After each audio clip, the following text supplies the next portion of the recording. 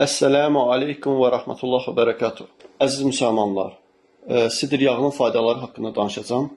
Sidr yağı, qurd yağı necə təsir edirsə, onun əksi panzəhər kimi sidr yağı təsir göstərir. Yəni, qurd yağını məhv etməkdə, qurd yağı ilə olunmuş sehrin məhvində, belə deyək, batıl olmasında ən gözəl, ən effektli müalicə sidr yağıdır. Başqa nə cür təsiri var? Belə bir şey izah edeyim.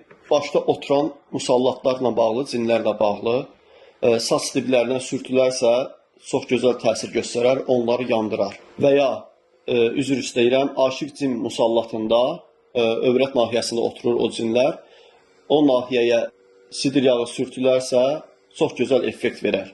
Allah'ın izniyle onları yandırar. Sidr yağı həmçinin insanın həm bədəninə, həm də ruhuna çox gözəl təsir göstərir. İnsanı sakitləşdirir, ruhu qidalandırır. Həmçinin sidr yağının tibbi faydaları da var. Məsəl üçün, saç dərisində qabıqlanma, kəpəklənmə deyirlər buna. Yəni, kəpəklənmənin qarşısını alır. Saçı qidalandırır və saç tökülməsinin qarşısını alır. Hətta bəzən də olur ki, saçın çıxmasına köməklik göstərir.